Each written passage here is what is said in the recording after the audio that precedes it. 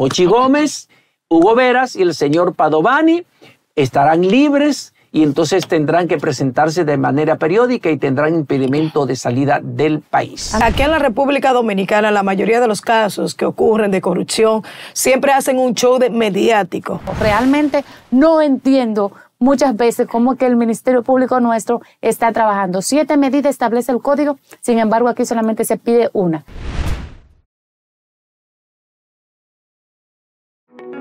Señoras y señores, buenos días. Gracias a todos ustedes los que nos conceden la amabilidad de su sintonía a esta hora de la mañana cuando iniciamos Matutino Su Mundo.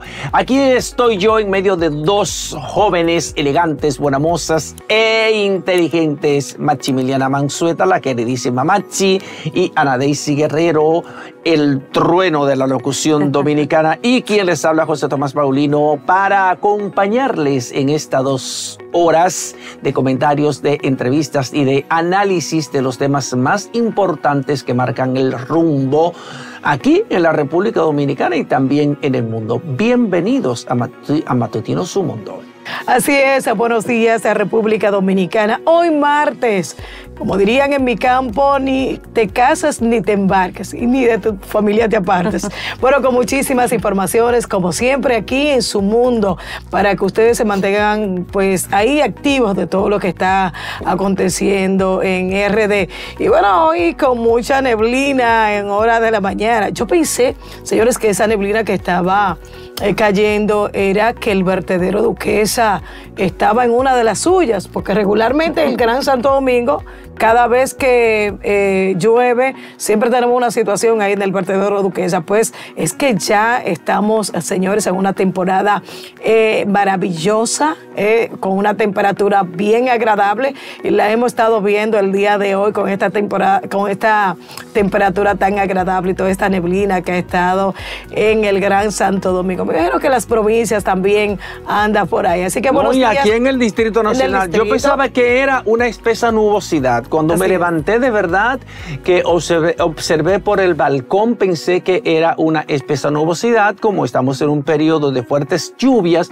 pero después me di cuenta que no, que era una densa niebla que estaba cubriendo gran parte del Distrito Nacional. ¿Tú la viste, Maxi? Claro que sí, pero bueno, acá pensé lo mismo. Tú sabes que Ana Daisy y yo vivimos cerca y pensé igual que era producto del vertedero de Duquesa. Pero nada, señora, aquí estamos. Buenos días a ustedes y a ustedes que están ahí en su casita. Feliz de estar aquí, compartir todo el contenido que con mucho cariño, con mucho amor y sobre todo con mucho respeto, pues hacemos para todos ustedes. Yo quiero aprovechar este momento para felicitar a mi hermana menor, la doctora Vázquez Mansueta, que hoy está de fiesta de cumpleaños. Y desde aquí, mi querida Yasuri, quiero enviarte un abrazo grandote y que Dios te me siga dando mucha vida y salud para que siga pues haciendo todas aquellas cosas que tú sueñas conquistar y hacer. Un besote. Felicidades. Felicidades para ella, pero que sean 3 abrazos. Que sean 3 abrazos, porque ya es una hermana, ya es una hermana escogida para nosotros. Además, yo debo de felicitarlas a ustedes dos por lo exquisitamente bien vestidas que están. Tú con unos colores bellísimos, unos tonos en degradación, y tú con este estampado bellísimo, ¿verdad? Que lucen 2 mujeres refinadas, obviamente, como lo que son. Entonces yo me siento altamente complacido de tener la oportunidad de estar en el medio de estas 2 mujeres que, además de tener un cerebro bien amueblado, de ser 2 talentosas comunicadoras, además tienen un exquisito gusto en el vestir. Y ustedes, amables televidentes, también. Nosotros nos sentimos complacidos con ustedes porque contamos con su compañía aquí en Matutino Su Mundo. Bueno, señores, y el tema del día, lo que ha sorprendido desde ayer en la noche, porque fue en la noche la decisión, es la variación de la medida de coerción. Hugo Veras, el exdirector del Intran, del Instituto Nacional de Tránsito y Transporte Terrestre, y del señor Jochi Gómez, que como todos ustedes saben es la cabeza visible de la empresa Transcorp, que hizo el contrato millonario por más de 1.300 millones de pesos para la instalación y control y operación del sistema de semáforos del Gran Santo Domingo. Hablamos del Distrito Nacional y de la provincia de Santo Domingo. Bueno, pues la segunda sala de la Corte de Apelación del Distrito Nacional decidió anoche variar la medida de coerción consistente en prisión preventiva que les había sido dictada a ellos dos, por este caso, por el caso Camaleón, de 3 meses de prisión preventiva, a los tres, a Hugo Veras, a Jochi Gómez y al señor Padovani, que son los 3 principales imputados en la operación Camaleón. Entonces los jueces Isis Muñiz, Luis Omar Jiménez y Delio Germán dispusieron para los 3 acusados en la operación Camaleón impedimento de salida del país, presentación periódica y garantía económica, entendiendo que los 3 y los demás acusados pueden continuar este proceso penal, este proceso judicial fuera de la cárcel, que no representan peligro de fuga. Hay que explicar que el Código Procesal Penal establece 7 medidas distintas de coerción. La más gravosa es la prisión preventiva y entre ella la de 3 meses es la más baja y la más alta de 1 año y medio, que generalmente es pedida cuando el Ministerio Público va a solicitar la declaración de complejidad del caso. Así las cosas,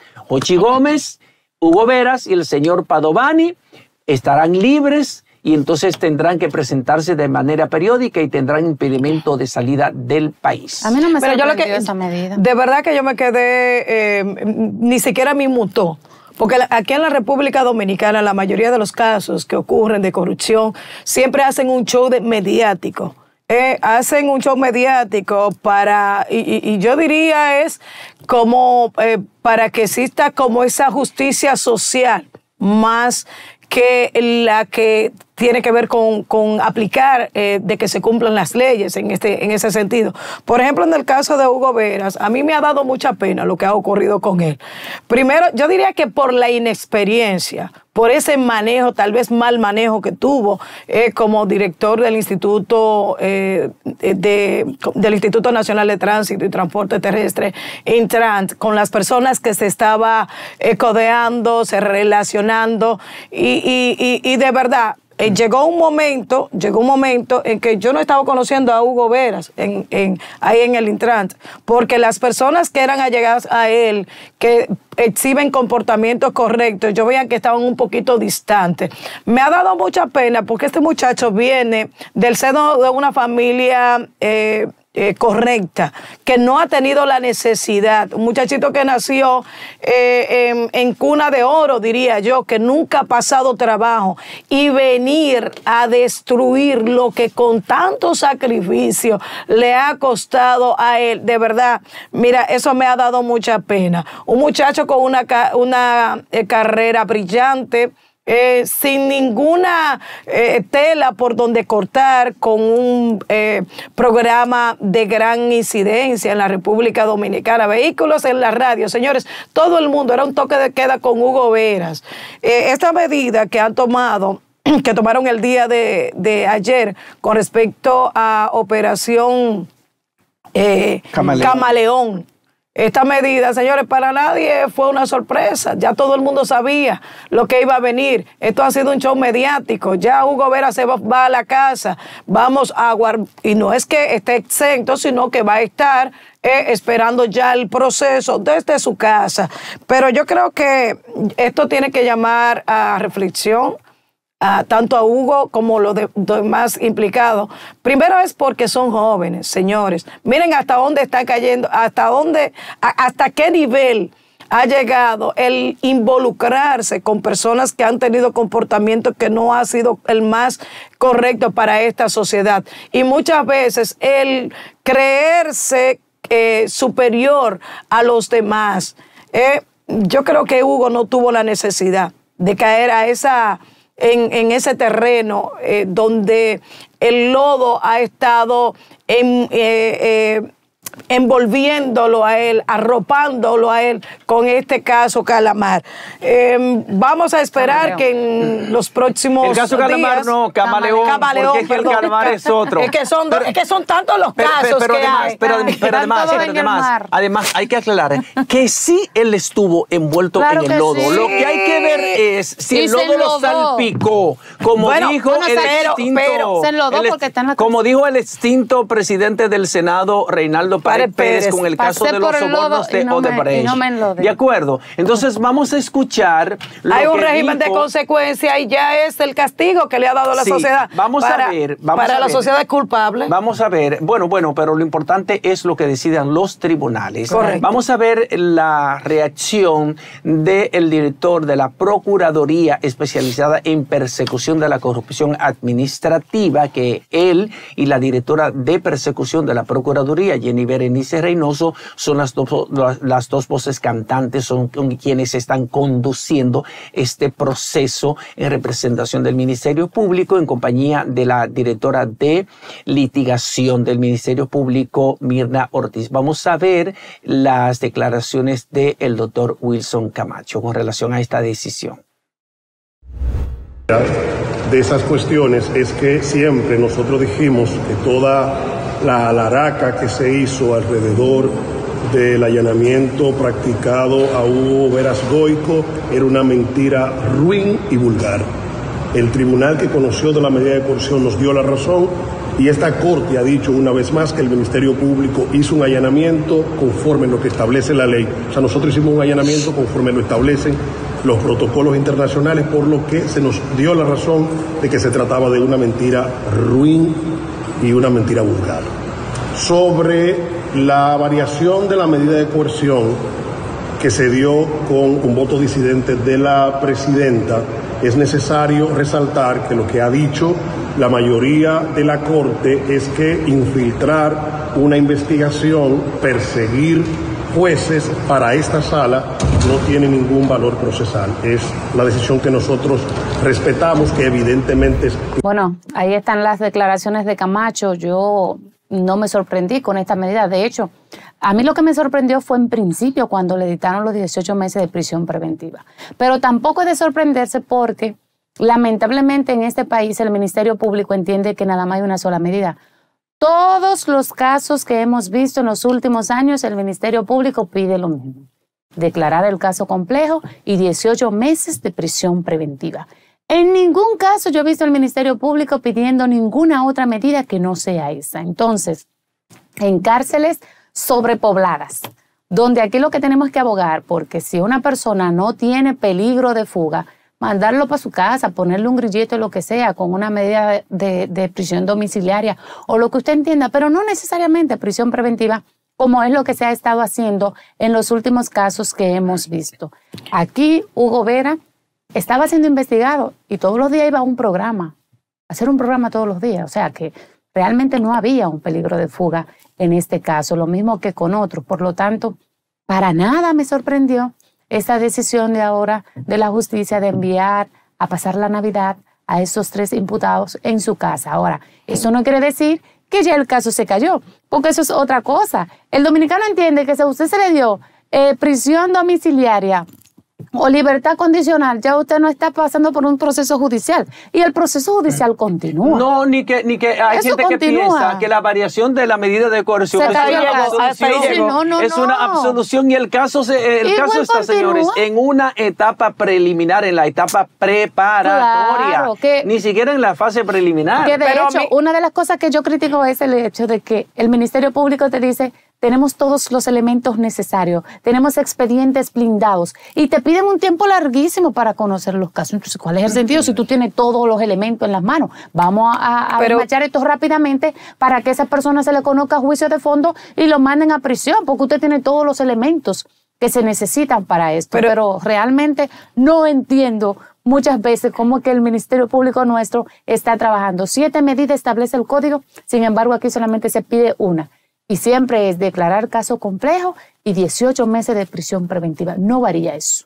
No entiendo. Bueno, pero aquí todo el mundo está haciendo alarde de que esta prisión preventiva para Hugo Veras como que no era la que correspondía. Sin embargo, pero no solo para él, hay otros casos el infeliz que se presume se robó el racimo de plátano, el infeliz que estaba tal vez buscando algo para llevar el sustento a su hogar, que se presume tal vez que se robó las batatas, la yuca, lo mandan directamente para la Victoria. Entonces la ley tiene que separar todo, una medida igual que a cualquiera de esos muchachos de a pie que están en las calles, que están en los barrios, que muchas veces le cantan 9 meses, un año de prisión preventiva y lo mandan para para cumplirlo en la cárcel de la Victoria, o lo mandan para Najayo, lo que es igual, no es ventaja. ¿Cuál es la diferencia entre Hugo Vera y uno de esos muchachones que están ahí, que si bien es cierto tal vez no han exhibido el mejor de los comportamientos o quizás no son culpables? Claro. Hay muchos que lo han enviado a la cárcel de la Victoria y por eso está sobrepoblada, cumpliendo una medida que todavía no se ha determinado si ese infeliz es culpable o no. Pero eso es lo que he dicho. La Victoria. Eso es lo que he dicho, sí. Que aquí solamente el Ministerio Público se enfoca en una sola medida de 7 que existen. Entonces, no debe ser así. Usted tiene que chequear todos los elementos. Claro. Usted tiene en sobre la mesa, cuando está conociendo medidas de coerción, usted tiene impedimento de salida del país. Correcto. Que es una restricción, es una medida de coerción. Usted tiene prisión domiciliaria. Tiene libertad usted condicional. Tiene presentación periódica. Usted tiene colocación de grilletes. Usted tiene garantía económica y usted tiene pago de una fianza a través de una compañía de seguro. O sea, son 7 medidas de coerción que establece el Código Procesal Penal de la República Dominicana, y el Ministerio Público vive fijado todo el tiempo en prisión preventiva, agravando la situación de congestionamiento y de hacinamiento en el que están nuestras cárceles dominicanas, sobre todo la cárcel de la Victoria. En el caso de Hugo Veras y de el señor Pedro Vinicio Padovani. Pedro Vinicio Padovani es uno de los dueños de la empresa Transcorp Latam, la empresa involucrada en el contrato de 1.370 millones de pesos suscrito con el Intran. Hubo unanimidad en el tribunal de variarle la medida de coerción consistente en prisión preventiva por 3 meses a presentación periódica y que sigan el proceso en sus casas. Pero en el caso de Jochi Gómez, la presidenta de la segunda sala de la Corte de Apelación tuvo un voto disidente con relación a sus 2 compañeros jueces, porque ella entiende que como ya Jochi Gómez había infiltrado una parte de la investigación de la fase secreta que estaba llevando a cabo el Ministerio Público, porque tenía en su poder 2 comunicaciones que le había enviado la PEPCA, la Procuraduría Especializada en Persecución de la Corrupción, a la Contraloría General de la República, pidiéndole un informe de los pagos que había recibido Transcorp Latam del Intran con relación a ese contrato que tenía. Estaban esas 2 comunicaciones en poder de Jochi Gómez, y de la única manera que entendía el Ministerio Público que él podía tener esa comunicación oficial, una comunicación original, era porque había hackeado, porque había intervenido. Hay que decir que Jochi Gómez es el hombre que más sabe de tecnología aquí en nuestro país. Es un zar de la tecnología, es un hombre que más sabe de tecnología de la información y de la comunicación, el hombre que más sabe de intervención telefónica, de hackeo, de todo. Es un cerebro, y así es conocido, un mago de la comunicación, de la comunicación a alto nivel y con múltiples acusaciones en los últimos años de pinchar teléfonos privados, correo de electrónico, interceptar correos electrónicos. Entonces, de manipular ya por esas en la Junta, dilo también. De manipular el sistema automatizado de votación que fue utilizado para las elecciones internas del PLD en el 2019. A la vicepresidenta en ese momento también de Margarita, de intervenir. A doña Margarita Cedeño le intervino, lo acusaron de intervenirle su correo electrónico. Hubo también una acusación que le hizo el expresidente de la Cámara de Diputados, Rubén Maldonado. O sea, es un hombre muy controversial que ha estado envuelto en múltiples denuncias vinculadas a hackeo y a violación de comunicación privada y de sistemas de comunicación. Entonces, y que maneja muchos sistemas de comunicación. Y maneja mucha información. Y aún desde la cárcel. Aún desde la cárcel él podía hacer todo eso porque él tiene todas las herramientas y tiene todas las conexiones para intervenir hasta el pensamiento de quien él quiere. Es un zar de la comunicación. O sea, que hay mucha gente que le tiene miedo precisamente por eso. Por el nivel de información que él guarda. Estos aparatos son un tema. Ustedes saben que esto es un problema. Esto es necesario, pero esto es un problema. Entonces, es muy fácil cuando tú tienes acceso a estos aparatitos y puedes basear toda la información que en él se guarda. Y muchas de ellas, a veces la gente no quiere que se sepa. Entonces, Hochi siempre se ha dicho que tiene esa facilidad de poder almacenar información que el otro no quiere que se sepa, pero que él la puede tener. Pero ahí está en las nubes, por ejemplo, tú la puedes borrar de cualquier otro lado, pero tú la mantienes en las nubes. Entonces, una vez, no sé si ustedes recuerdan el caso de una investigación periodística de la que él fue el centro. Esa investigación periodística terminó cuando él le envió un mensaje por Twitter en ese momento, actualmente X, a la persona que estaba dirigiendo la investigación. Terminó la fin del tema. Terminó. Jamás. Lo bueno es que un uno de los más preparados y a propósito de esta revolución tecnológica maneja al dedillo todas las herramientas. Cuando tú vienes a pensar, cuando tú quieres, viene a guardar cualquier tipo de información, ya él hace años que va después de la curva. Así que no hay ningún tipo de garantía de que él no siga cometiendo o delinquiendo a través de las distintas plataformas, porque de verdad... Pero no se le ha probado nada, ¿eh? Que es lo grande. Claro, que es lo grande en este país, ¿eh? Pero miren, también hay un caso que yo me gustaría tomar un minuto para felicitar, hablando precisamente del Intran, al director del Intran, el ingeniero Milton Morrison, y también a Antonio Marte, presidente de CONATRA. En el día de ayer se dio una firma muy importante de acuerdo con el Intran y CONATRA, donde CONATRA autoriza al Intran a partir de ahora no solamente a intervenir todos los vehículos que tengan que ver con el tema de CONATRA y la fiscalización de esto que por ley debe hacerse, sino también que a partir de este momento el Intran está autorizado a realizar pruebas de alcoholímetro y también pruebas antidoping a los miembros de CONATRA, los choferes de CONATRA. Y digo que esto es sumamente importante porque la mayoría de los accidentes de tránsito que estamos viendo en los últimos años, muchos de estos están vinculados al uso de alcohol y de estupefacientes también. En muchos de los casos se ha dado a conocer que algunos de estos choferes están bajo los efectos de droga al momento de conducir un vehículo. Entonces, el hecho de que ya el Intran tenga la autorización de este sindicato, que es importantísimo.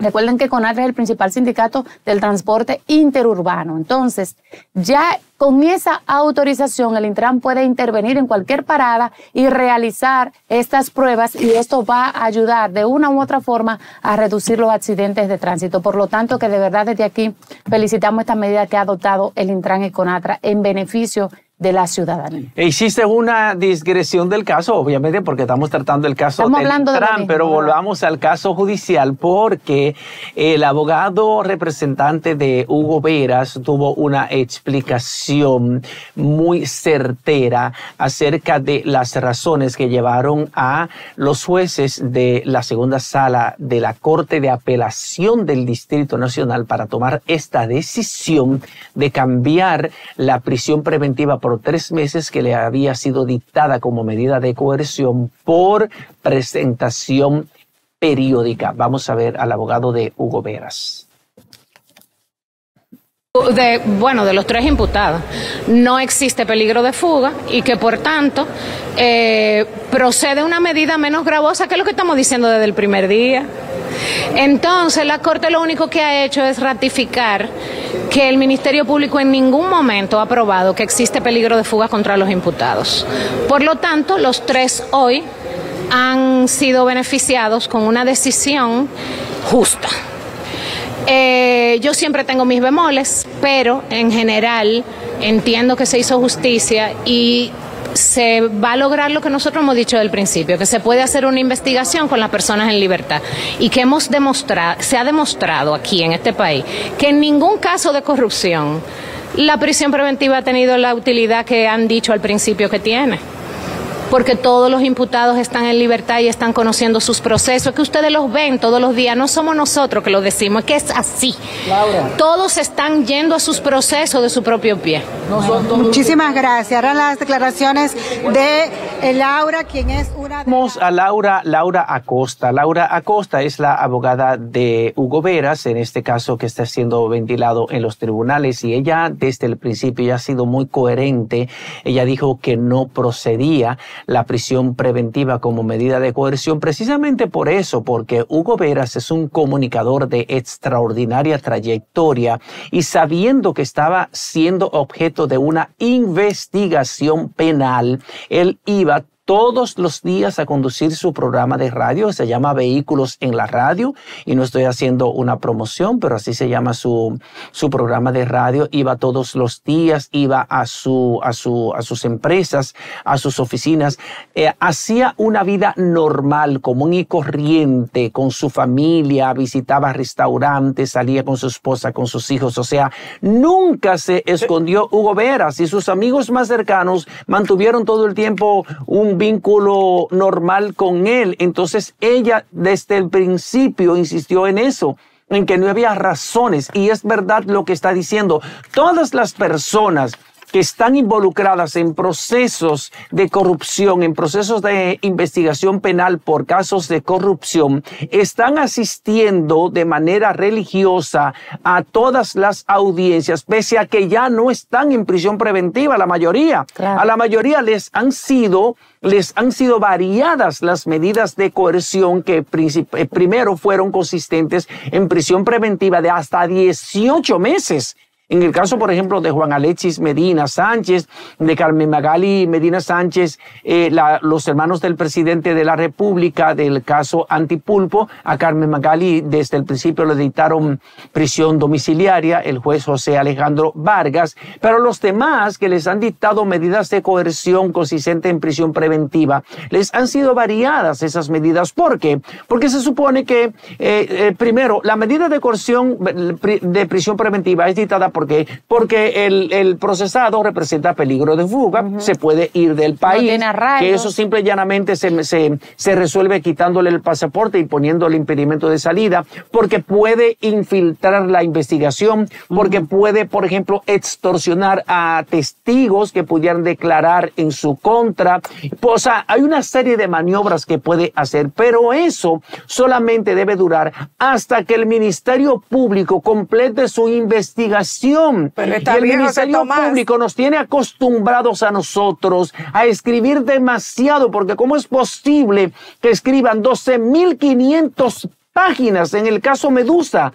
Para un caso de corrupción eso es demasiado, y por eso es que alargan demasiado los procesos, por eso es que la gente percibe que están estancados los casos de corrupción que están llevando en los tribunales. Esto, amén de los permanentes reenvíos, que yo pienso que estamos abusando de las posiciones y de los reenvíos de los casos por cualquier situación nimia, reenvían el conocimiento de una audiencia. Entonces por eso los casos se extienden por tiempos inmemoriales, y por eso estamos contribuyendo con la mora judicial, porque al momento de que extendemos demasiado un caso, estamos quitando la oportunidad del conocimiento de otro que tiene muchísimos años esperando operando ahí. Entonces yo pienso que es importante que el Ministerio Público tenga un poquito más de criterio y simplifique. Señores, el presidente electo de los Estados Unidos, Donald Trump, fue acusado y condenado por 34 casos penales por un gran jurado. ¿Y ustedes saben cuántas páginas tenía ese expediente? Alguito más de 300 páginas. Y el caso Medusa tiene 12.500 páginas. Eso es un abuso. Bueno, eso es un abuso. Tú hablas de que Hugo Veras no presentaba peligro de fuga. Sin embargo, en los últimos meses estuvimos dándole seguimiento a las transmisiones que hacía Hugo Veras a través de Vehículos en la Radio, un hermano programa. Sin embargo, hubo una ausencia. Hugo Veras se desapareció del planeta. No lo estábamos viendo por ningún lado. Después del caso del Intran, señores, Hugo Veras dio una entrevista en El Sol de la Mañana con Julio Martínez Pozo, pero Hugo Veras estaba desaparecido. ¿Y qué le quita a ellos? Por ejemplo, miren el caso de Jean Alain. A Jean Alain lo apresaron en el mismo aeropuerto. ¿Qué le quita? Independientemente de que en el caso de Hugo Veras él tenga sus arraigos, tenga sus familias, tenga grandes inversiones, pero ¿qué no nos quita a nosotros el hecho de que él se pudiera ir de viaje y desde los Estados Unidos estar, pues, tal vez con el proceso, mandando informaciones o defendiendo algo indefendible? No, pero mira, eso es normal. Si tú estás en medio de un proceso judicial que de alguna manera produce un sacudimiento y afecta, lesiona tu imagen reputacional, yo creo que tú como profesional, que tienes una trayectoria, que tienes una imagen construida durante muchos años, yo pienso que sí, que el desaparecerte por un tiempo del ojo de la prensa, que desaparecerte por un momento a reflexionar y a meditar, eso no implica que él tuviera la intención de sustraerse del proceso. Eso no implica que estuviera fuera del país. Pero él no tuvo la intención de estar involucrado en el caso. Claro. Él no tuvo tampoco la intención y está hundido en el fango. Lo que pasa es que tú, como director de una institución, eres el responsable de lo que pasa en esa institución. Entonces, se dieron algunos hechos dentro de esa institución que obligatoriamente toda responsabilidad cae sobre la cabeza de esa institución, tenga él o no responsabilidad, y sí la tiene, porque usted tiene que saber qué pasa dentro de la institución que usted dirige. Además, se dieron procesos internos donde la firma de él es necesaria. Y si usted firmó algo y no se dio cuenta de lo que firmó, ya es una responsabilidad suya. Como responsabilidad tiene también el director de compras y contrataciones públicas, que no tomó a tiempo las medidas precautorias ni hizo a tiempo las recomendaciones necesarias para enderezar ese contrato y para evitar toda esta varaunda de la que estamos hablando hoy, todo este mendurje en el que se ha convertido este contrato por un monto de 1.370 millones de pesos y que uno no sabe qué cantidad fue pagada, que uno tampoco sabe por qué después de que Compras y Contrataciones Públicas suspendió ese contrato, suspendió esa licitación. El contrato siguió operando, siguió funcionando, hasta el punto de que recuerden que la directora de Ética e Integridad Gubernamental de este gobierno, la doctora Milagros Ortiz Bosch,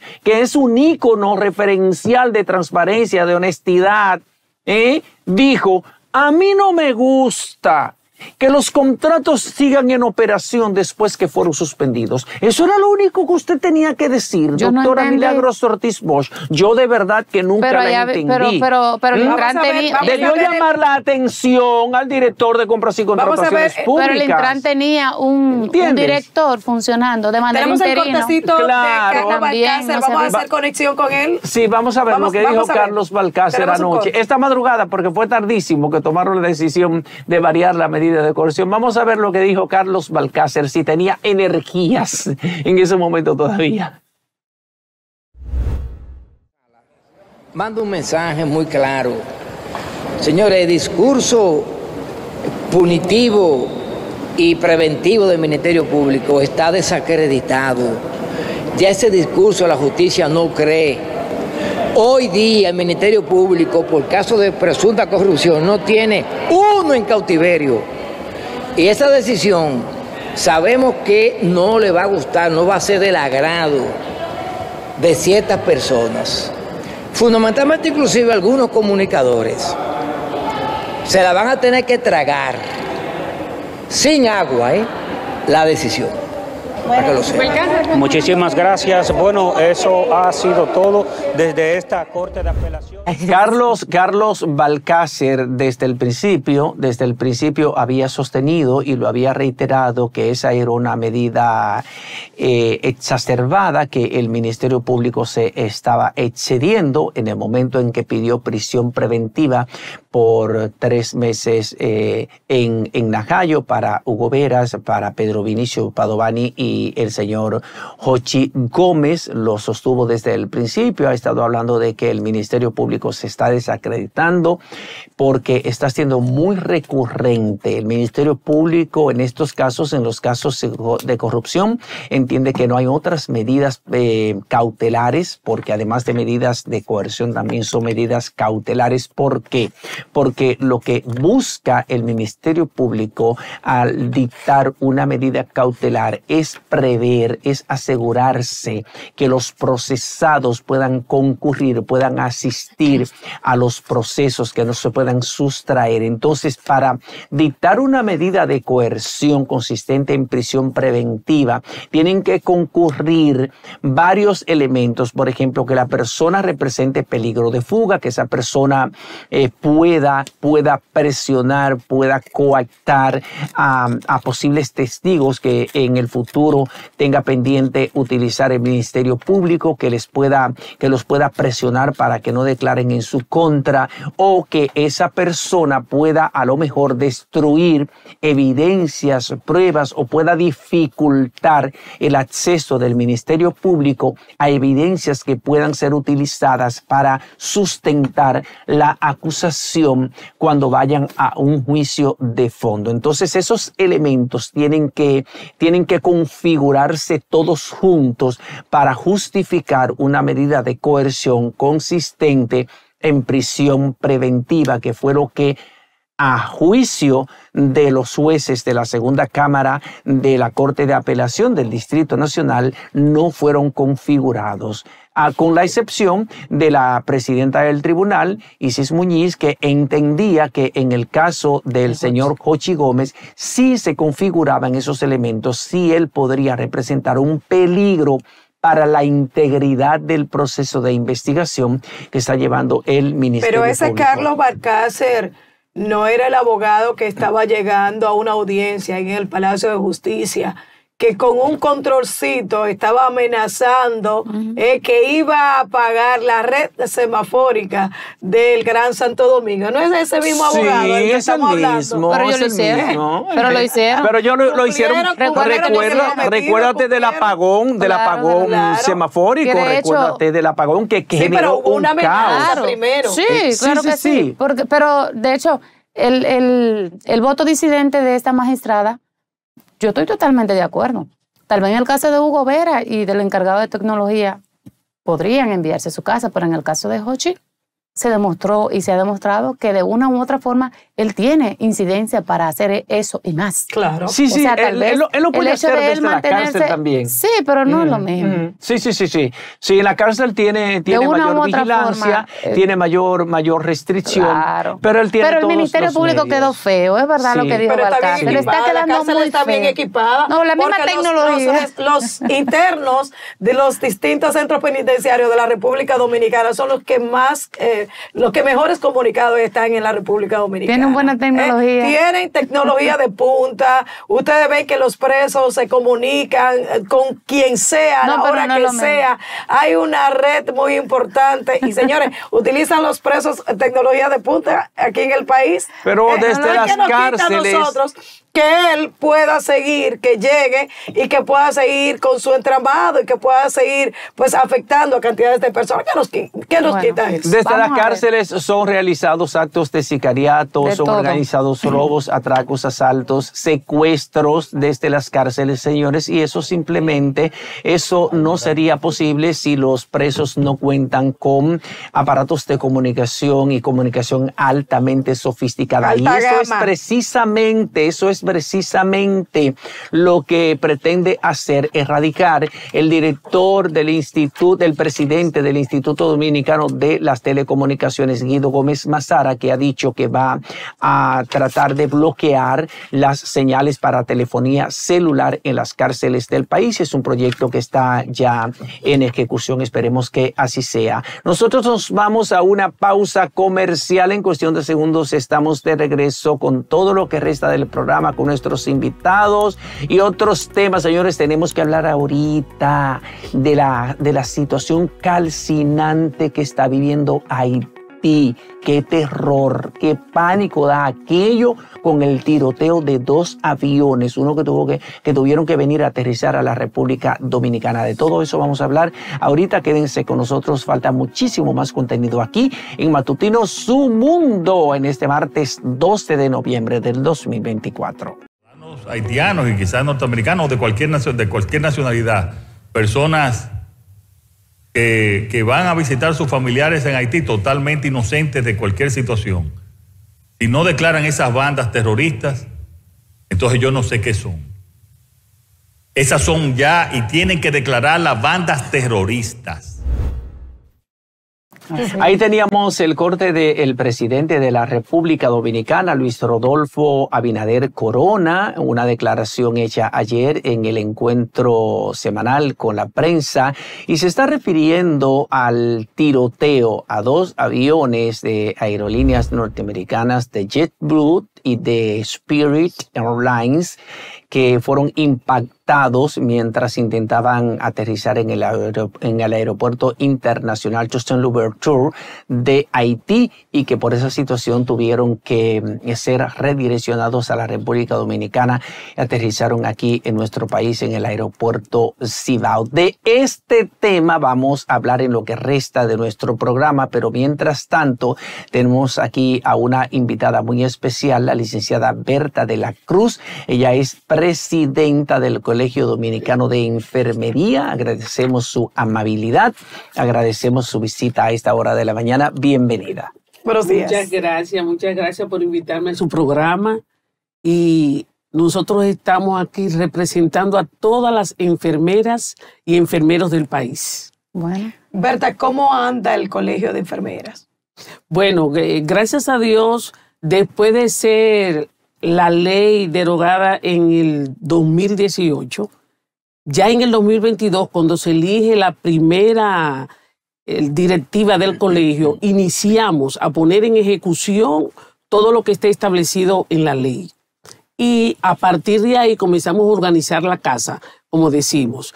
Ya para este momento ya tenemos todas las comisiones correspondientes que manda la ley, y además de eso, que tenemos la formación a nivel nacional de todas las seccionales por provincia, de acuerdo a la cantidad de enfermeras que hay en cada provincia. Pero ¿sí? Bueno, el colegio había pues paralizado en algunos centros hospitalarios el servicio. ¿Cuál es el revuelo? ¿Qué es lo que realmente está ocurriendo con las enfermeras?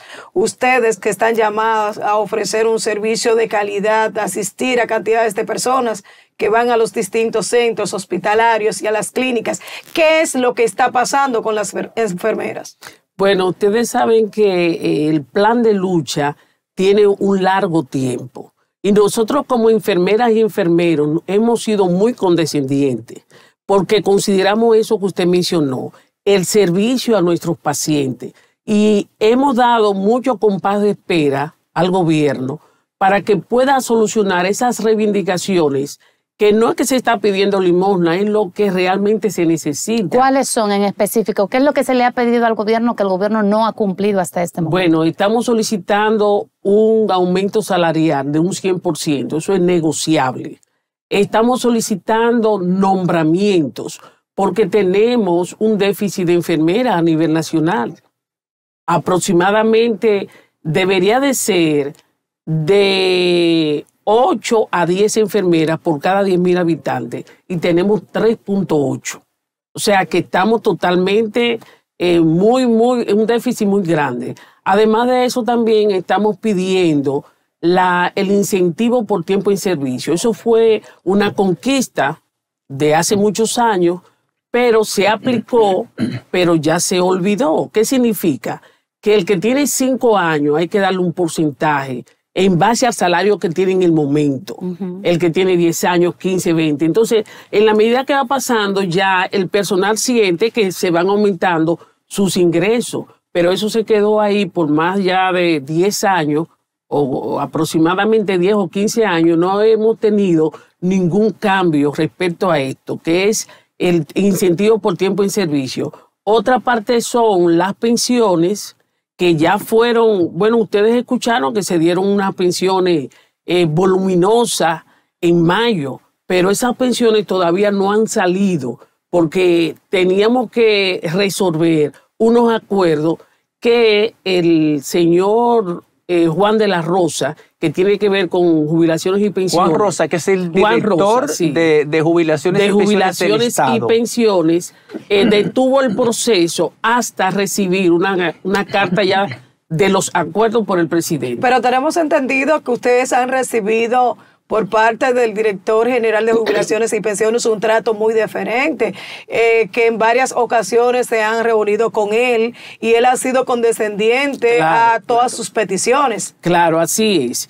Y ayer tuvimos una reunión con la vicepresidenta, todos los gremios, estaba parte del gabinete de salud y ahí le presentamos nuevamente y se acordó esa comunicación que ellos necesitan para que las pensiones puedan salir, de que ya la pongan en vigencia y se la envíen. Son los acuerdos que todos los gremios en el momento, conjuntamente con ellos, que son los técnicos, decidimos para que se le pueda dar las pensiones correspondientes. Entonces ya lo que se está esperando, que esa comunicación baje del presidente directamente a jubilaciones y pensiones para que pongan en efectividad las pensiones que ya están establecidas. Ustedes se reunieron ayer con la vicepresidenta, que es la funcionaria que dirige el gabinete de salud de nuestro país.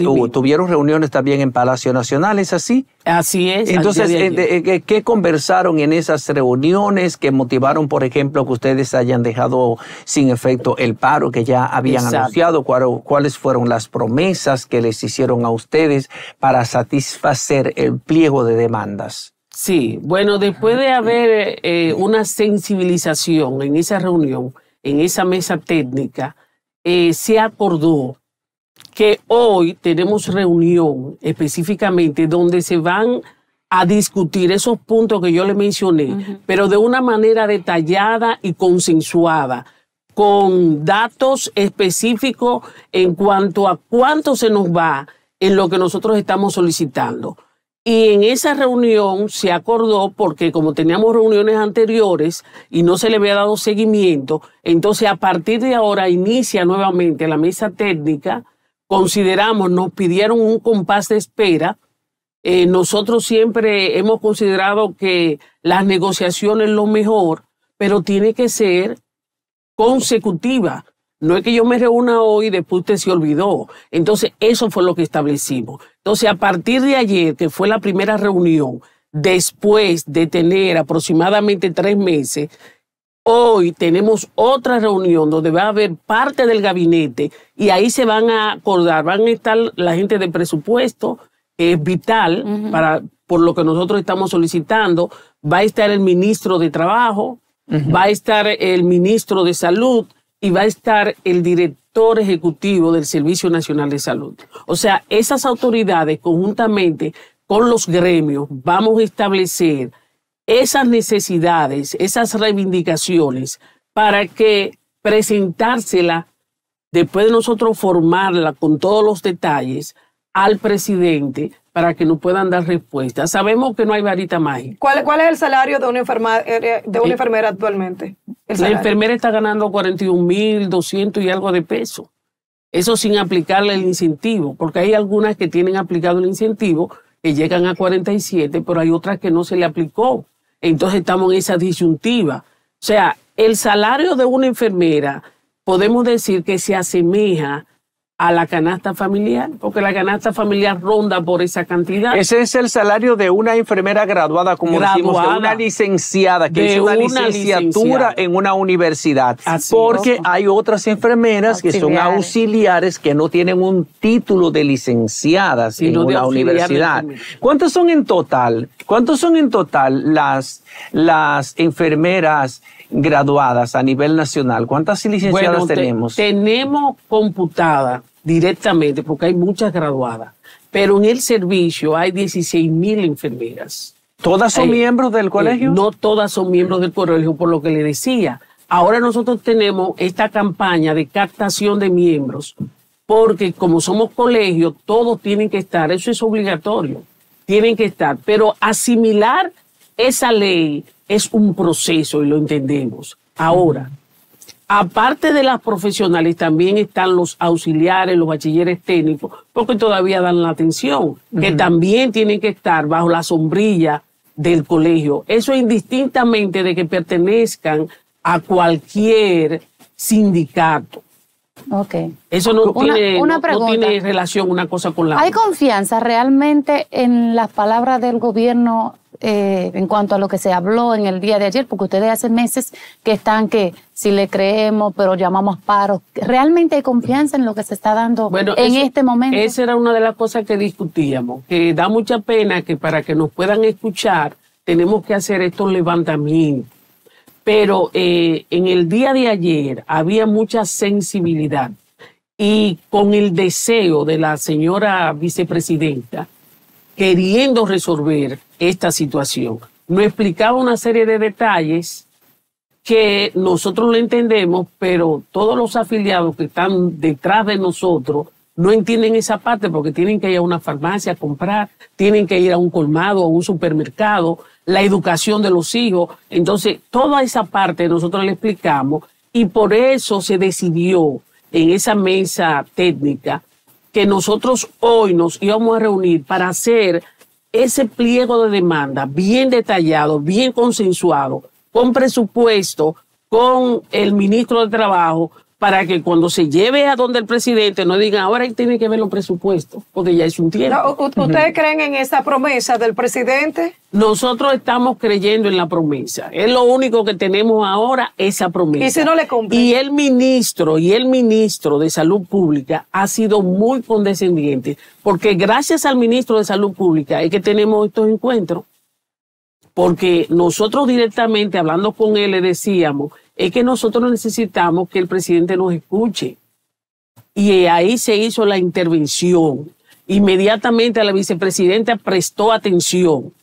Pero ahora necesitamos, el gobierno tiene, vamos a decir, 4 meses, ¿verdad? Del 16 ahora más o menos 3, 4 meses. Segundo mandato, sí. De acuerdo al mandato, nuevo mandato. Pero en este mandato queremos que ya para el 2025 podamos tener una respuesta. Y si no le responden, ¿qué ustedes harían? ¿Volverían a la protesta? ¿Tomarían los paros? Eso es lo que tenemos. Y esperamos que la respuesta sea contundente, que las reuniones sean continuas, porque eso es lo que va a fortalecer, de que nosotros nos mantengamos haciendo lo que tenemos que hacer y dándole respuesta a todos nuestros agremiados. El expresidente Hipólito Mejía lo que ha dicho es que lo que hay que bajarle el salario al personal médico si siguen con estos llamados a protesta, más que todo. ¿Cómo usted ve esas declaraciones de un expresidente? No, usted sabe cómo es el expresidente Hipólito y cómo yo lo voy a... ¿Cómo es Hipólito? ¿Cómo es? Muy dinámico es, muy dinámico. Muy expresivo, muy espontáneo. Entonces su forma... Pero Hipólito Mejía está diciendo que a ustedes a cada rato hay que estar, que a los médicos, a las enfermeras, hay que a cada rato estarle aumentando el salario. No, es que no nos lo han aumentado. Estamos solicitando de que nos lo aumenten, pero no lo hacen. Y por eso es la protesta continua, porque no se ha hecho. Y la vicepresidenta ahí dijo, ustedes tienen razón, hemos tenido muchísimo, la pandemia, ahora el asunto fiscal, todas estas complicaciones que ellos tenían en mente algo, pero no se dio. Pero nosotros no podemos, con esas realidades, tenemos que trabajarlas. Y por lo tanto, nosotros tenemos esa pequeña esperanza de que ahora sea una realidad, que en esta mesa técnica que van a estar los actores vitales como presupuesto y ministro de Trabajo, entonces vamos a tener alguna respuesta porque se le va a llevar algo contundente. Porque en esa mesa vamos a discutir, bueno, ustedes quieren tanto, no, nosotros podemos tanto. Y llegamos a una media, pero ya va a estar todo trabajado conjuntamente con ellos y nosotros, y eso se le presenta al presidente. Berta, ¿cómo se encuentran actualmente los centros hospitalarios en República Dominicana? ¿Cuáles son las condiciones para el recibimiento de los pacientes que llegan diariamente? Y ahí mismo, ¿cuántas enfermeras tienen que ver o cuántos pacientes tienen que ver una sola enfermera? Porque usted ahorita hablaba de que es 3.5 por cada 100.000, lo que significa que una enfermera tiene que ver más de 10 pacientes en un centro. Claro, claro. Lo ideal es que una enfermera vea 8 pacientes en una sala común, decimos nosotros, en hospitalización. Diferente si es una unidad de cuidado intensivo neonatal o una unidad de cuidado intensivo de adulto o pediátrico, porque son áreas críticas. Entonces, debe de ser una enfermera por 8 pacientes, pero en la actualidad una enfermera ve más de 8 pacientes. Por lo que le digo, tenemos muchísimas que tienen que ir de pensión, pero ¿por qué no se van? Porque no le han hecho, no le han agregado el tiempo y servicio. Entonces, ¿cómo ya se van a ir con 39,000 pesos a irse de pensión? Nosotros hemos logrado que se le dé el 100%, pero ¿qué yo hago con 39,000 pesos allá afuera, en la calle, después que me pensionan? El seguro, todo, ustedes saben que el seguro es mínimo. Entonces, ellas están allá. Pero yo no puedo hacer cambio, no se puede hacer pero cambio. Pero es lo que establece la ley, claramente. ¿Qué establece la ley? O sea, claramente que hay un tope para las enfermeras. Y, por ejemplo, ustedes no pueden, por ningún motivo ni circunstancia, demandar una pensión superior al monto que ustedes están percibiendo a los años. No, claro, porque lo que pasa es que hay un acuerdo. Cuando se hacen estos acuerdos es que la enfermera va a recibir el 100%. Si usted gana 39, ese es su 100%. Ahora, ¿qué pasa? Que a ella no le aplicaron el tiempo y servicio. Se hizo y tiene 25 años. ¿Cómo se hizo ese acuerdo? ¿Con el presidente de la República estando en campaña? ¿Cómo fue que se hizo? Le estoy hablando del 2016. Eso es en el 16. Entonces ya esa es una conquista lograda, ¿verdad? Ok. Entonces eso viene arrastrando hasta esta fecha.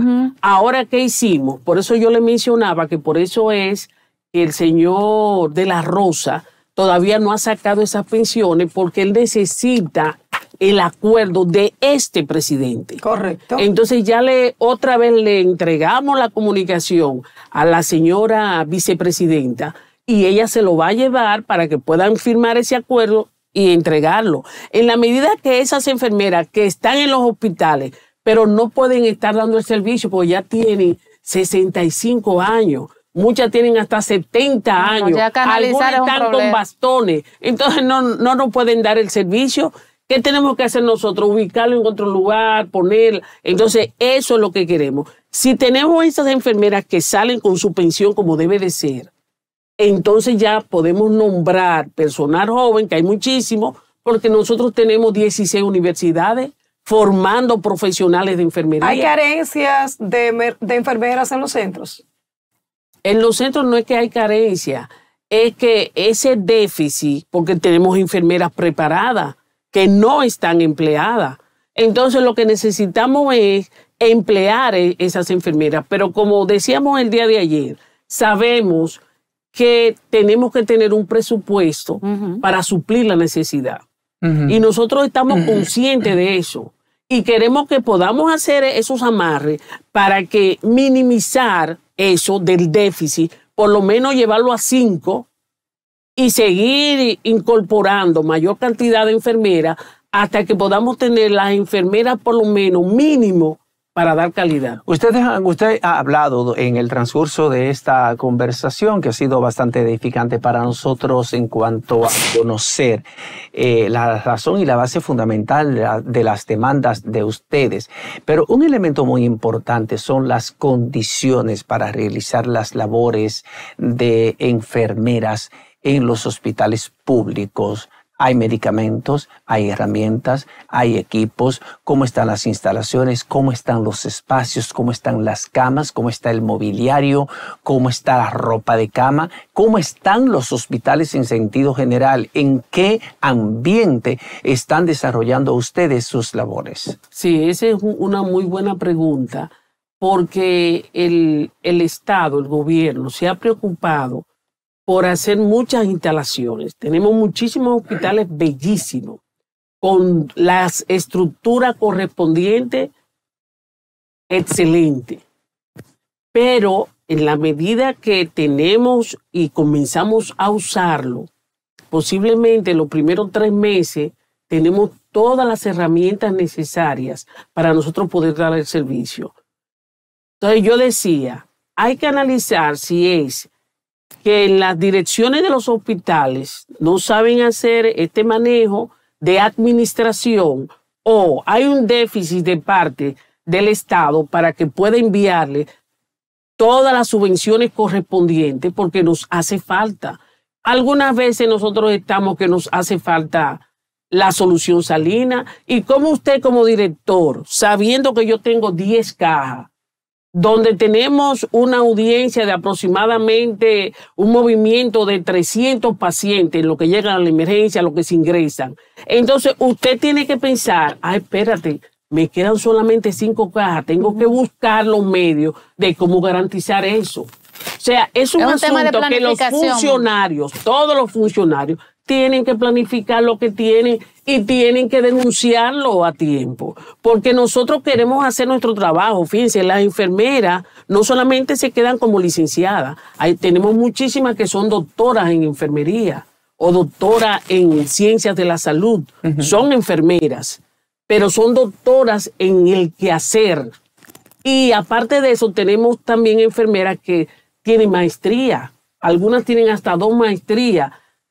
El MESID oferta, le da becas, pero también ella autogestionable. ¿Por qué? Porque nosotros somos personas que nos gusta avanzar, desarrollarnos, para darle lo mejor a nuestros pacientes, para darle lo mejor al servicio. Entonces, eso es lo que nosotros queremos. Y por eso siempre insistimos, nosotros como colegio, que una de lo primordial para mejorar un poco la parte de la atención al paciente es la atención primaria. ¿Verdad? ¿Cuál es si la atención primaria yo la manejo, esos hospitales que necesitan muchísimos medicamentos, se va a disminuir porque yo tengo un control en la prevención. Entonces tenemos que atacar la prevención para disminuir la carga, porque realmente un paciente que va a UCI son más de $1,000,000 de pesos que se va. Sí, es la realidad. Mire, ¿Cuál es una situación difícil? ¿Cuál es la situación precisamente con respecto a la sobrepoblación en el Hospital de Verón de parturientas haitianas y también en la maternidad de la Altagracia y de Los Minas? Bueno, si usted va al hospital ahora mismo, por cada 10 pacientes vamos a tener aproximadamente 6 haitianas. Esa es la realidad nuestra, porque los niveles extranjeros dicen que nosotros no estamos recibiendo, que estamos maltratando, pero aquí lo tenemos todo. Es yo digo, una invasión pasiva, porque cada niño que nace de esas mujeres extranjeras haitianas son niños que en su momento se quedan aquí con nosotros. Hay que ofrecerle la salud, porque no podemos dejarle sin salud. Tienen que ir al hospital pediátrico. Ustedes van al hospital pediátrico y ¿qué encontramos? En una sala donde hay aproximadamente 10 niños, 5 son haitianos. Y esa es nuestra realidad. Es nuestro hermano país. Y lo recibimos y se le dan todas las atenciones del lugar. Porque nosotros como personal de salud no podemos rechazarlo. Es una realidad que estamos viviendo, estamos cargando con nuestro hermano país de Haití y se le están dando porque ustedes saben que no tienen nada. Hay que darle todas las atenciones. No, pero además es que es un derecho fundamental y además un derecho universal, el derecho a la salud, el derecho a la educación. Los que tienen que garantizar el control de sus fronteras y de sus puntos migratorios, aplicar una política migratoria coherente, son los estados, para que no ingresen ciudadanos en situación irregular de manera indocumentada a su país. Pero una vez presentes en el territorio dominicano, hay obligación de ofrecerles servicios de educación, servicios de salud y atenciones en sentido general, porque son servicios básicos fundamentales, son derechos fundamentales de la persona y que están consagrados en nuestras normativas y también en tratados internacionales que ya suscritos por el Estado tienen peso de ley en la República Dominicana. Y así se está haciendo. De igual como usted mencionaba, todos esos hospitales de maternidad es nuestra realidad. En el caso de Verón, ¿usted nos puede describir cómo realmente es la situación allá? La cantidad de parturientas. Usted hablaba que de 10, 6 aproximadamente eran de nacionalidad haitiana. Sobre todo, ¿qué dicen las enfermeras que están prestando servicios en Verón? ¿Cómo se están manejando? ¿Cómo están enfrentando esta avalancha creciente de demanda de servicios de salud? Sí, hay pero enfermedades. Decirle, este problema de Verón no es de ahora. Esto es todo el tiempo. Claro. Todo el tiempo. Lo que pasa es que ahora estamos en el tapete con este problema y entonces se exacerba. Pero es una realidad de todo el tiempo, más de 15 años. Esa es una realidad de Verón. Las enfermeras, muchas. ¿Cuál es la realidad de Verón? ¿Cuál es? La realidad de Verón es que recibimos estos pacientes, pero se le da salida, se le da la atención del lugar, tanto personal de enfermería, personal médico, todo lo que haya que hacer a ese personal se le hace a esos pacientes, porque como ya ustedes mencionaron... A los haitianos. A los haitianos, claro, porque los haitianos son parte de aquí de nosotros y están ahí. Y están en ese hospital mucho tiempo, igual pasa en la maternidad. Igual pasa en la maternidad de los niños, en la maternidad de la Altagracia, de igual manera. Ahora, lo que pasa es que ahora hay una, ¿cómo diría yo? Una ofensiva frente a eso, pero aquí se le da la atención a todo paciente extranjero que venga. Porque tenemos haitianos, pero también tenemos de Perú, tenemos de Venezuela, tenemos lo que pasa que la mayor cantidad son los haitianos. ¿Cuánto cuesta? Por ejemplo, una mujer que viene de Haití a dar a luz aquí, ¿cuánto le cuesta al Estado cada parturienta? Un estimado, de acuerdo a lo que se necesita, a lo que se utiliza en un parto. Bueno, los partos están ahora mismo aproximadamente en un hospital público, ¿verdad? Aproximadamente en 8,000 pesos. En un hospital público. Un parto normal, ¿verdad? Un parto por vía vaginal. ¿Cuántos casos entonces de nacionales haitianos usted 8,000 por 6 diarios? No le puedo decir con exactitud. O sea, que diariamente... Pero ejemplo, yo sí le digo que tenemos, ¿por qué? Porque las enfermeras me dicen, licenciada, nosotros tenemos aquí 20 pacientes y de los 20 hay 12 que son haitianas. Por decir un número. Ajá. O sea, ellas me mencionan un estadística. Sí, claro. De tanto tengo tanto. O sea, ya uno se da cuenta que día a día están naciendo muchos haitianos acá en nuestro país. O sea que si cada parto equivale aproximadamente a 8,000 pesos, ¿verdad? Dominicanos, estamos hablando que 20 sería un total de 160,000 pesos, una carga impositiva para el Estado Dominicano, solamente de asistencia de parturientas haitianas. Y parto normal. Claro, una cesárea. Si se complicó, porque ustedes saben que los partos, aún no sea cesárea, se pueden complicar. Claro, y dependiendo esa cómo paciente puede hacer una eclampsia y hay que llevarla a cuidado intensivo. Señores, llegó a cuidado intensivo y cuando no sale. Sí, se complica para la madre y también se complica para la criatura, porque tenemos el conocimiento de que la mayoría de esas mujeres grávidas que vienen desde Haití y que son traídas por bandas que se dedican a eso y le cobran por eso, hay que decirlo, vienen sin un chequeo médico, sin un historial médico. Entonces el médico que la va a atender ya en labor de parto no conoce las condiciones en las que viene esa criatura. Cuando la recibe, entonces se encuentran a lo mejor con una criatura con bajo peso al nacer, con una criatura que presenta deficiencias respiratorias, entonces tiene que meterla en una incubadora, tiene que ir a veces en cuidados intensivos, a veces con VIH, que también con VIH y otras infecciones que pueden ser transmitidas de manera intrauterina o de manera directa en el parto. Entonces eso complica, pero ya las autoridades de salud, por ejemplo, han hablado en algunas ocasiones de un gasto de unos 8.000, 10.000 millones de pesos en parturientas haitianas, en servicios de salud a la comunidad haitiana que está en situación irregular en la República Dominicana. Hay indocumentados haitianos. O sea, es un pesado, es una pesada carga para el Estado dominicano. ¿El sistema de salud aguanta? No aguanta, por eso es que tenemos todos estos problemas. Y por eso en la reunión que tuvimos ayer, ellos nos decían, ustedes están solicitando, pero la carga que nosotros tenemos para poder resolver en la parte de salud, el ministro nos decía, a nosotros se nos va el presupuesto en medicamentos y al final no llega al mes, apenas llegó a 20 días y ya están pidiendo porque se le acabó. ¿Pero por qué? Por lo que hemos recibido extra que no estaba planificado. Cuando una mujer se embaraza, va a una consulta. Ya el médico programa que en X fecha o va a ser un parto normal, que es lo que queremos, o posiblemente va a ser una cesárea si es cesárea anterior. Ya hay una programación, hay una planificación. Ya el hospital se prepara que vamos a recibir en el mes de X, vamos a recibir 300 mujeres embarazadas que van a parir en estado normal, un parto normal. ¿Cuántas cesáreas tenemos? Aproximadamente 25.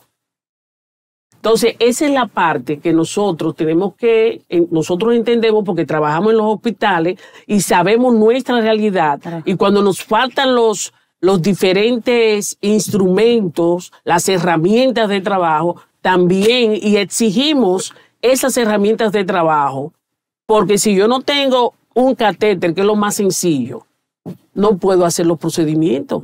¿Cómo vamos a inducir para que le puedan dar una anestesia a ese paciente? Esas parturientas que llegan a esos centros, ¿tienen algún documento?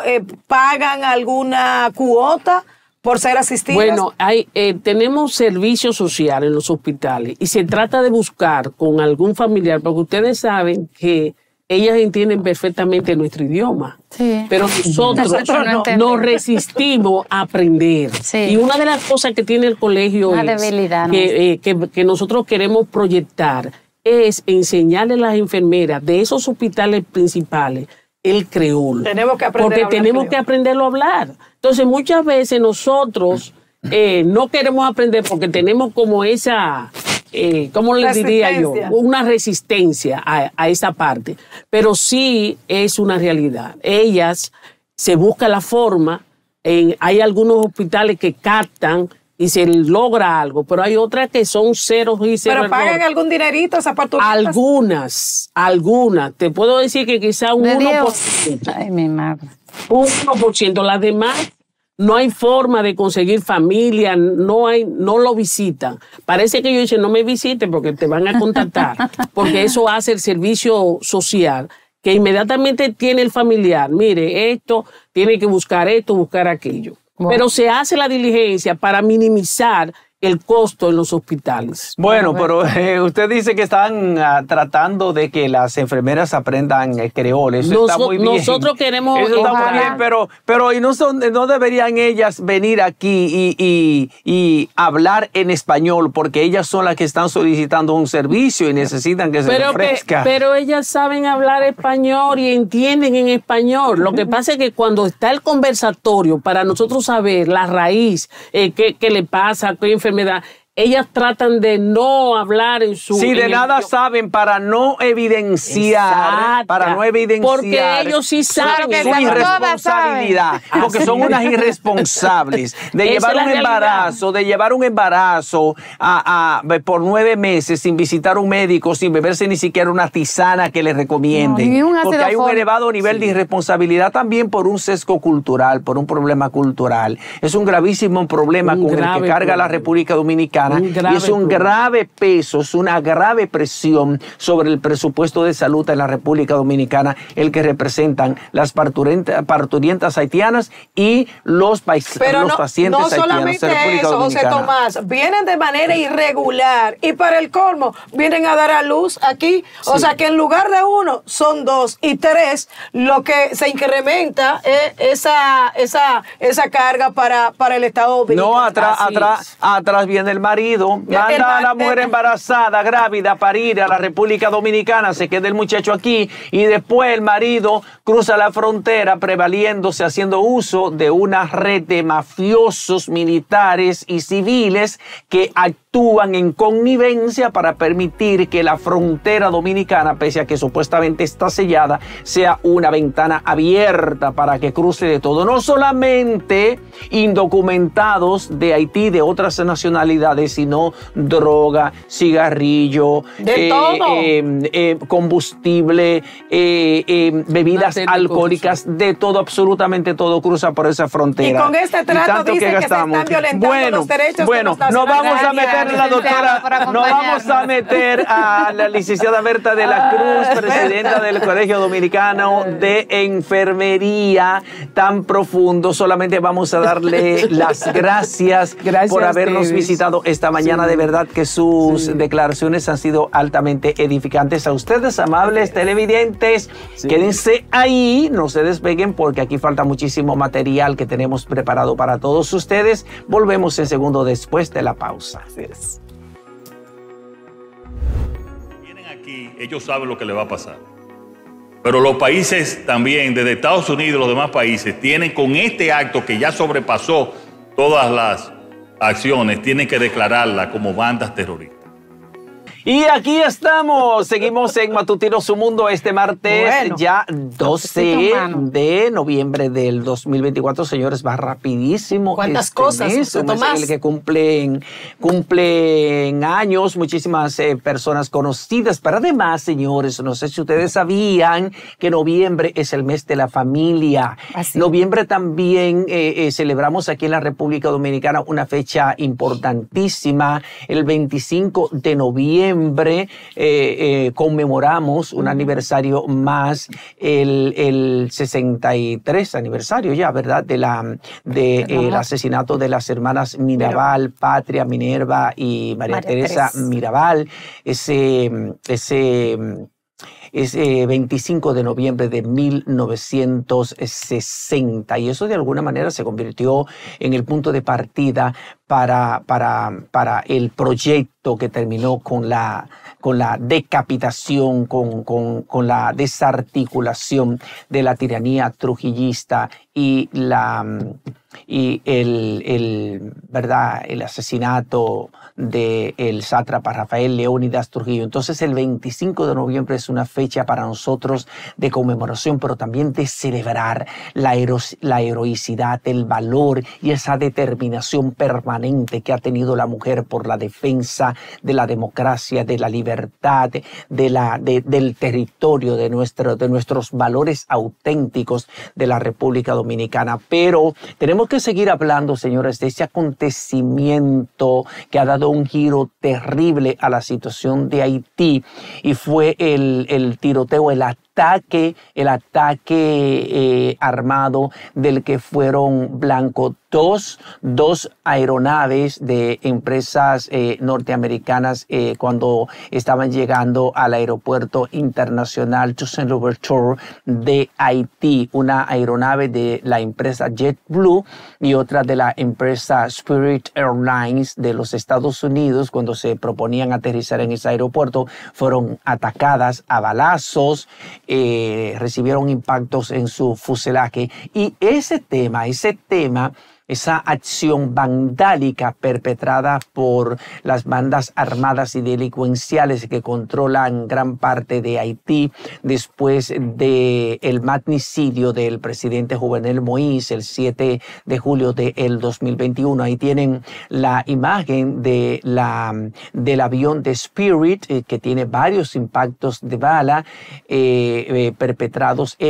realizados por las bandas armadas. Recuerden que el líder de esas bandas, de la coalición de bandas, el Jimmy Cherizier, mejor conocido como Barbecue, había dicho que venía una nueva ofensiva, que venía una acción, un ataque grandioso de parte de las bandas, y esto por el descontento que hay con la forma en cómo fue manejada la destitución del primer ministro Gary Conil y cómo fue sustituido por un nuevo primer ministro. Miren uno de los impactos de bala que recibió esa aeronave de Spirit, y la otra de JetBlue que también fue atacada cuando se proponía aterrizar. Ambas tuvieron que aterrizar en el aeropuerto internacional Cibao, y eso de alguna manera cambia dramáticamente el ya difícil panorama de Haití. Para mal. Porque está atacando a Estados Unidos. Agrava la situación. Vamos a ver las declaraciones. Entonces, lo que hay que ver es lo que dijo, como tú bien estás hablando, lo que dijo el presidente de la República, Luis Abinader, que hay que decir, lo vi con una expresión de enfado, de impotencia, estoy cansado. De incomodidad. Dilo así. Sí, estoy como harto con J de la situación de Haití, pero obviamente un presidente tiene que manejarse con prudencia, con moderación, con diplomacia. Pero al presidente Luis Abinader de verdad que se le está haciendo muy difícil manejar esta situación de Haití. Vamos a ver cuál fue su respuesta a la pregunta que le hicieron en la semanal ayer sobre este incidente y este atentado terrorista, porque lo es. Es un atentado terrorista. Vamos a ver lo que dijo el presidente. De usted, primer mandatario, lo sucedido a un avión que cuando intentó aterrizar a Haití fue recibido a tiros. Su opinión al respecto. Gracias. Bueno, es un acto terrorista. Y si los países que le dan seguimiento y que ayudan a Haití no declaran a esos grupos terroristas, a esas bandas que atacan a un avión de ciudadanos haitianos y quizás norteamericanos o de cualquier nacionalidad, personas que van a visitar a sus familiares en Haití totalmente inocentes de cualquier situación, si no declaran esas bandas terroristas, entonces yo no sé qué son. Esas son ya, y tienen que declarar las bandas terroristas. Y no pueden esperar un día más. Nosotros la vamos a tratar y la estamos tratando como bandas terroristas. Sin ninguna condición. Si vienen aquí, ellos saben lo que les va a pasar. Pero los países también, desde Estados Unidos y los demás países, tienen con este acto que ya sobrepasó todas las acciones, tienen que declararla como bandas terroristas. No hay otro calificativo para eso. Por cierto, soy en Santiago, tuvo que aterrizar en Santiago. Le estamos dando todas las ayudas que ellos necesarias. Hay 7 orificios de bala. 7 orificios nos informan los organismos de seguridad de aquí. Buenas tardes, presidente Wilkin de la Cruz. Ahí pudo haber pasado una... El presidente, a la pregunta hecha con relación a ese atentado, que es un acto terrorista, eso obviamente, pudo haber sido una perpetrado por las bandas, pudo sí.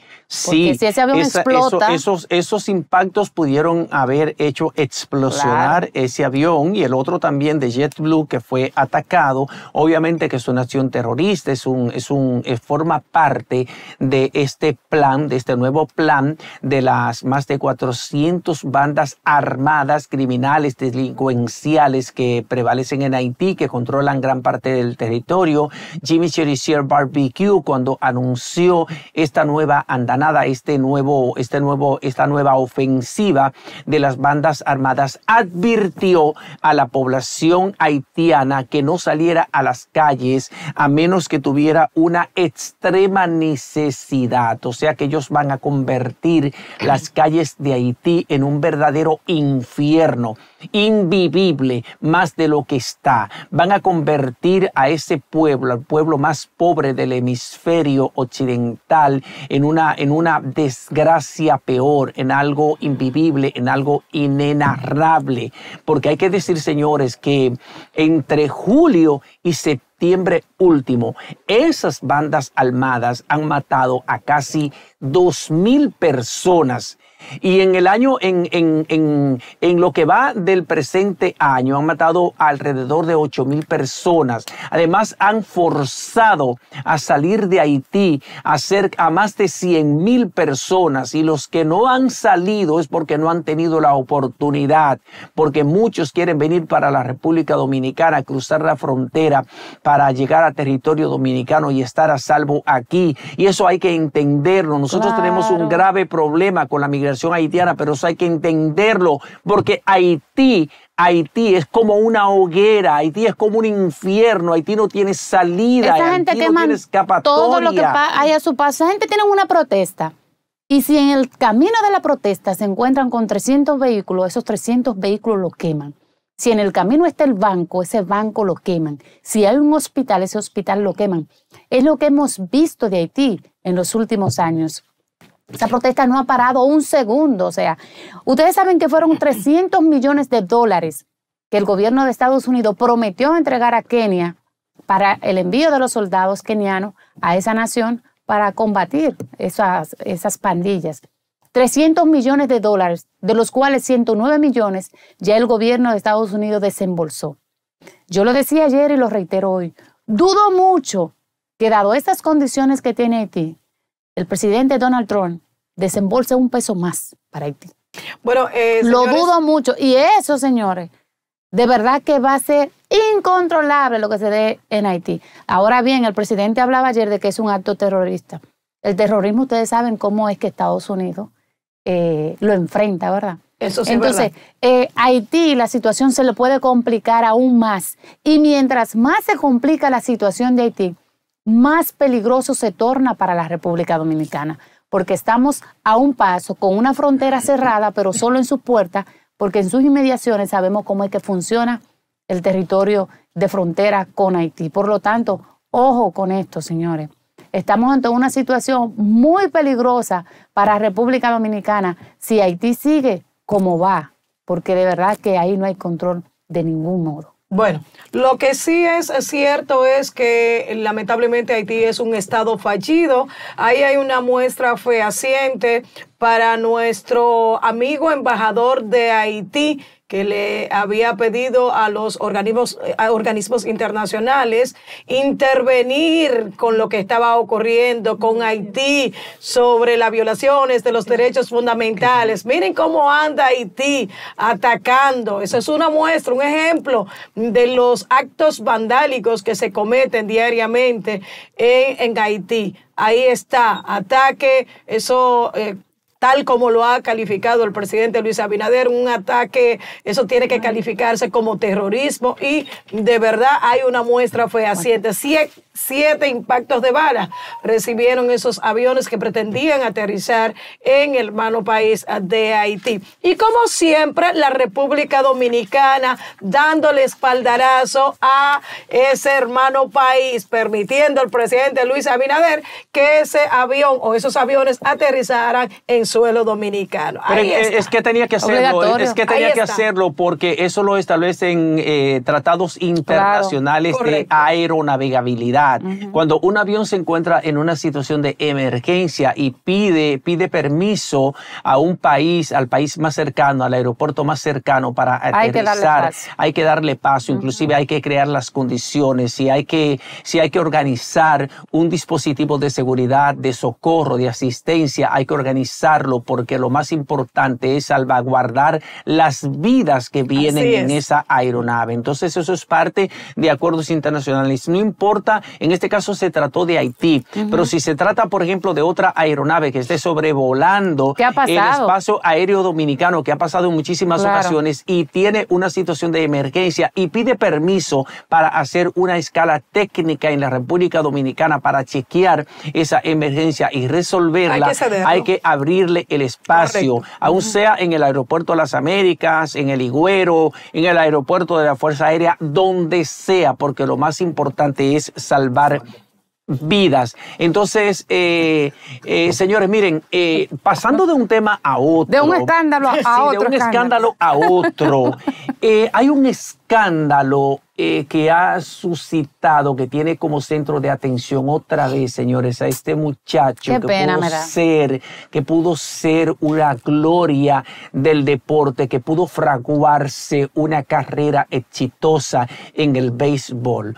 Otra vez, Wander Franco, eso es lo que dice mucha gente. Bueno, este es el joven que había sido firmado por un equipo de Grandes Ligas, que que está en medio de un proceso judicial por abuso sexual a una menor, por tener relación con una menor de edad. Inclusive tiene un cargo mucho más grave que eso, un cargo de trata de blanca, porque él estaba pagando dinero a la madre de esta menor de edad para que ella le permitiera tener relaciones sexuales, tener una relación consensuada con esta joven. Bueno, pues Wander Franco se enamoró, se volvió loco por una joven oriunda de San Juan de la Maguana, del municipio de San Juan de la Maguana, perteneciente a la provincia de San Juan. Se comunicó por la vía telefónica con ella e inmediatamente arrancó para San Juan y allá entonces se encontró con la joven, estuvo hablando con ella. Es la versión que tenemos de fuentes periodísticas. Pero una de San joven Juan de la casada, Maguana. dile. Entonces se encontró con ella, hablaron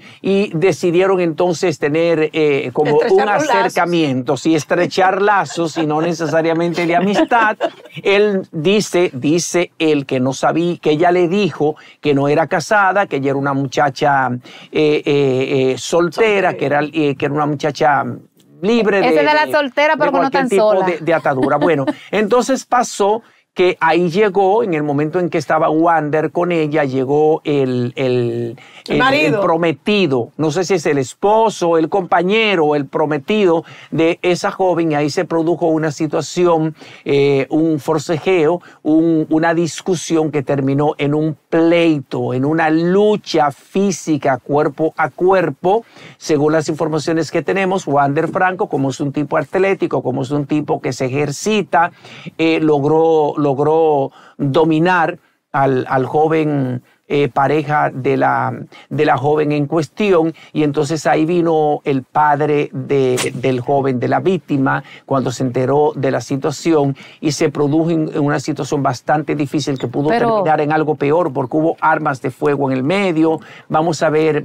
Tenemos precisamente a Billy Berroa, que es parte del equipo de Su Mundo y que trabaja el tema deporte, que estamos seguros de que tiene un poquito más de información relacionada a este caso y está pues en la vía telefónica. Billy, buenos días, amplíanos un poquito sobre este caso que ha llamado la atención de los amantes del béisbol, porque se trata pues de una figura que ya se le tiene cierto cariño aquí en el país. Bueno, buenos días chicos, y buenos días a todo el elenco del matutino de Su Mundo. Tremendo trabajo que están haciendo. De verdad que muy penoso esta noticia como ustedes sabrán, Wander Franco, uno de los muchachos jóvenes talentos en el béisbol de las Grandes Ligas, comete nuevamente, se ve envuelto en un lío sentimental, y esto de verdad que pone en apuros a las Grandes Ligas, no solamente a Franco como él, como Ende, sino que también a su equipo, que todavía no se ha pronunciado hasta el momento. Ustedes saben que Wander tiene en este momento una orden disciplinaria dentro de la política del equipo de Tampa Bay, sin poder acceder al salario, un salario bastante jugoso. Imagínense ustedes lo que este muchacho está perdiendo por ir detrás de algo que se pudo haber resuelto de otra manera. 182 millones de dólares por 11 años. Casi nada. Y casi nada. Entonces imagínense ustedes, yo realmente que estoy anodado de cómo él se ha manejado a nivel personal, porque señores, si ya él tiene un caso de lo cual se está trabajando desde hace ya prácticamente un año, y entonces se deja, yo digo que se deja envolver, y entonces caer en este gancho, porque es un gancho de tú ir atrás de una mujer y aparecerte en donde ella vive. Tú tienes que tener más cuidado, porque... Pero en los sentimientos de las personas nadie manda. Pero... Eso fluye. Sí, pero usted tiene que tener cabeza y saber en lo que usted está. Hay cosas que en este momento son imperdonables. Además, en un momento se hablaba de que el equipo de Tampa Bay estaba viendo la posibilidad de que en caso de que Franco resultara inocente de los casos, pues se le iba a levantar esta disciplina. Porque él, oigan bien, el caso de él, obviamente, está aquí en República Dominicana, claro, y todavía ellos le iban a dar la oportunidad, oigan eso, le iban a dar la oportunidad para él regresar, porque él, a todo esto, él no tiene ningún impedimento de poder trasladarse en ningún lugar dentro de la República Dominicana, o sea que él tiene libertad, y obviamente, cuando se le presenta esta muchacha, que según él, dice que la conoció vía telefónica, entonces quiere ese instinto, ese deseo carnal de conocerla en persona. Y entonces tratándose de ella, tal vez una persona que está buscando un dinero, que dice, bueno, este muchacho me puede ayudar económicamente, quizás en el momento, porque todavía a esta hora no se sabe si el que vive con ella o si tiene algún lapso matrimonial o es solamente, bueno, la cuestión es que ella buscando ese ingreso, dice, no, yo no estoy casada con él. Entonces yo digo que él cayó en ese gancho, detrás de ir detrás de la carne, ¿no? Y es penoso porque con ese talento que este joven aún tiene, porque todavía pertenece a la organización de Tampa Bay, óyeme, no, yo no sé qué decirle. Oye, Billy, pero ¿qué costosa le ha salido la carne a Wander Franco? ¿Qué costosa le ha salido la carne? Yo lo que pienso es que este muchacho está urgido de asesoría psicológica, de asistencia de gente que tenga poder de persuasión sobre él, porque lo noto como un joven desorbitado, como un joven desorientado. Pero qué bendito afán. ¿Qué fiebre es la que tiene este muchacho? ¿Qué locura es que está pasando por su cabeza? Coger para San Juan. Tú sabes las mujeres bonitas, hermosas y atractivas que hay de aquí a San Juan, y que tú te puedes detener para llegar a San Juan a protagonizar un episodio tan lamentable. Billy, ¿qué pasaría con el otro caso y este episodio ahora que está enfrentando Wander? O con el mismo Wander, ¿qué va a pasar con él tras estos 2 episodios? Bueno, desde el episodio pasado él está en lo que le llaman una restricción administrativa por parte del equipo de Tampa. O sea, él está libre, obviamente acá también, y está bajo fianza. Él va a juicio este 12 de diciembre, va a volver a juicio el magistrado Pascual Valenzuela, quien es el que está encargado de ese caso, pues lo está convocando para el día 12 de diciembre para continuar con ese juicio a fondo que tiene, porque eso es todavía mucho más grave de esta riña. Claro. Estamos hablando de que él se involucró con esta jovencita, con esta menor, cuando tenía 14 años de edad. Claro, bajo el consentimiento de la madre, que también ahora mismo la madre está detenida a nivel domiciliario en su casa. Sí, pero Billy, pero el hecho de que él se vinculara con ella sabiendo que tenía 14 años de edad, aunque tuviera el consentimiento de la madre, eso no lo exime de culpa, porque él tenía conocimiento de que ella era una adolescente y que vincularse con ella lo hacía culpable de abuso sexual de una menor de edad. Pero su esposa tenía 16 cuando él se casó también. Así es. Pero se casó, con ella. Pero se casó con ella. Se casó en el dominicano, pero yo me la llevo. Como que era menor. Sigue siendo menor. Pero una pregunta, en caso de que Wander, en este caso, sea declarado culpable, inmediatamente el equipo, esa decisión que ha tomado administrativa, ¿podría romper lapso total con Wander y él podría perder ese dinerito? Bueno, ya ahora mismo ya él no está recibiendo salario. O sea que él cuando salió la primera vez, él estaba recibiendo un salario de $2 millones mensuales. Oye, Max. Cuando creo que fue, déjame buscar si la memoria no me... El 22 de agosto dejaron de pagarle esos 2 millones. O sea que... Billy, ¿están preparados esos prospectos para el recibimiento de esas cantidades exorbitantes cuando lo firman? Wow, excelente pregunta. Tú sabes que hace unos días estuve en el segmento nuestro de deportes dentro del programa que hacemos los sábados. Correcto. A un abogado experto en la materia inmobiliaria, pero experto con deportistas. Y él dice que la gran mayoría de estos jóvenes que reciben millones de dólares por firmar, solamente por firmar, obviamente basado en que todavía no llegan a grandes ligas, lo primero que ellos hacen sin ni siquiera contactar a un abogado experto en esa área, es comprarle una casa a la mamá, comprarse el mejor automóvil que existe porque quieren darse el bombo de ser el mejor. Correcto. Y entonces la familia que tampoco tiene esa experiencia en lo que es el manejo de finanzas también lo acosa.